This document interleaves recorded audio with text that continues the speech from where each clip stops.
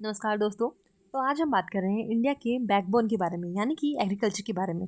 तो आज हम इस वीडियो में जानेंगे फार्मिंग का करंट रोल क्या है और फ्यूचर स्कोप क्या है, कैसे स्टूडेंट इसमें अपना कैरियर बना सकते हैं, कैसे फार्मर इस फील्ड में पैसा और स्टेबिलिटी दोनों कमा सकते हैं। तो इंडिया एक एग्रीकल्चरल कंट्री क्यों कहलाता है? क्योंकि हमारे देश का 60 to 65% of the population directly और इनडायरेक्टली फार्मिंग से जुड़ा हुआ है। तो फूड सिक्योरिटी पूरी तरह से एग्रीकल्चर पर डिपेंड है। रूरल इकोनॉमी इसी से चलती है। साथ ही एक्सपोर्ट अर्निंग का ह्यूज पोर्शन फार्मिंग से ही आता है। साथ ही इंडिया शुगर केन, मिल्क और स्पाइसेस बनाना टी में टॉप 3 वर्ल्ड प्रोड्यूसर्स हैं। आज फार्मिंग ट्रेडिशनल और मॉडर्न दोनों डायरेक्शन में चल रही है।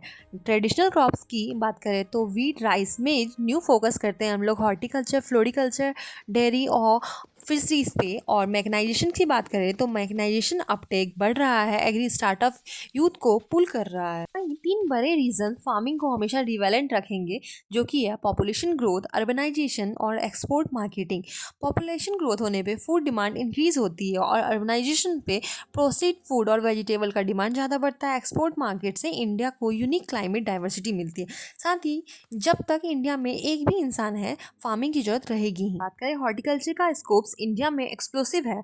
क्यों? तो रीज़न है हाई वैल्यू क्रॉप्स के कारण। स्मॉल लैंड में हाई रिटर्न मिलते हैं, प्रोसेसिंग और एक्सपोर्ट रेडी होता है। साथ ही ईयर राउंड डिमांड बढ़ता है और न्यूट्रिशनल और हेल्दी फूड मिलते हैं। वहीं अगर हम बात करें फार्मर्स के प्रॉफिट की, तो बहुत सारे किसान 10 से 20 हज़ार तक पर एकड़ से वीट लगा के कमा रहे हैं। वहीं मैंगो और ग्रेप ऑर्चर्ड लगाकर 50 से 70 हज़ार तक कमा रहे हैं। प्रेजेंट डे में सबसे ज़्यादा डिमांड और फास्ट डिमांड ऑर्गेनिक प्रोडक्ट्स की है, जो कि हर घर, रेस्टोरेंट, एक्सपोर्ट सब में उपलब्ध है। ऑर्गेनिक प्रोडक्ट्स केमिकल फ्री होता है, साथ ही साथ प्रीमियम प्राइस में मिल जाता है, सॉइल हेल्थ को इम्प्रूव करता है और सिक्किम जो है फुल्ली ऑर्गेनिक स्टेट है अभी प्रेजेंटली। इन सब कारण से ऑर्गेनिक प्रोडक्ट्स का डिमांड काफ़ी ज़्यादा है।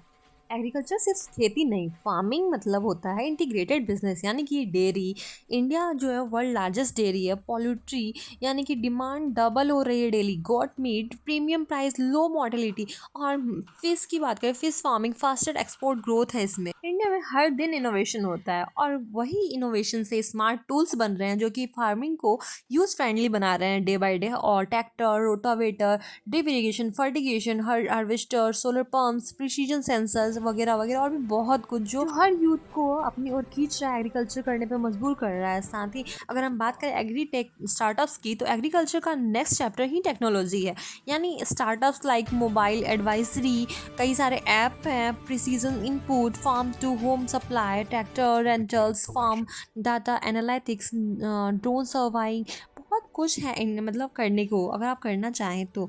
वहीं एग्रीकल्चर जो ग्रेजुएट हैं, वो कोडिंग टॉप अपॉर्चुनिटी है, जो एग्रीकल्चर ग्रेजुएट करके कोडिंग किए हुए हैं। तो अगर हम बात करें एक्सपोर्ट अपॉर्चुनिटी की, तो इंडिया का फूड जो है का फ्लेवर और क्वालिटी बहुत बेहतर होने के कारण दुनिया भर में इसका डिमांड काफ़ी हाई रहता है हमेशा।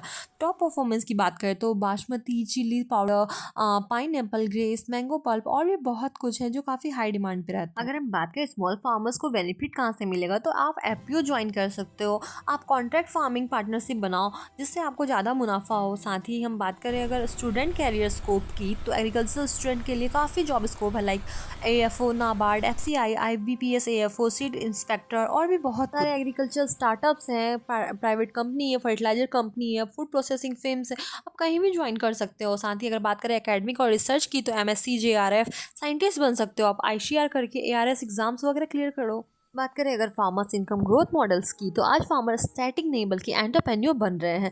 वेज टू इंक्रीज इनकम, कैसे इंक्रीज कर सकते हैं income? Orchard plus vegetables, dairy plus crops, poly house vegetables, processing, farm tourism, बहुत कुछ है। अगर हम बात करें आप वीट ग्रो कर रहे हैं 1 एकड़ लैंड में, तो आपको 15 से 20 हज़ार तक का प्रॉफिट होगा। बट उसी 1 एकड़ लैंड में अगर आप लेमन ऑर्चिड और इंटरक्रॉप ग्रो कर रहे हैं साथ में, तो आपको 80 हज़ार से 1 लाख तक का प्रॉफिट हो सकता है। तो डिपेंड आप पे करता है कि आप कितना इफिशियंटली लैंड का यूज़ कर रहे हो। क्लाइमेट चेंज एक चैलेंज है, बट टेक्नोलॉजी से हैंडल कर सकते हैं, लाइक ड्रॉट टॉलरेंट वराइटीज़ हम लोग यूज़ कर सकते हैं, माइक्रो इरिगेशन कर सकते हैं, मल्चिंग, आर्टिफिशियल इंटेलिजेंस कर सकते हैं और वेदर बेस्ड एडवाइजरी कर सर्विसेज ले सकते हैं। चैलेंज का मतलब ही ये नहीं, अपॉर्चुनिटी का ओपनिंग।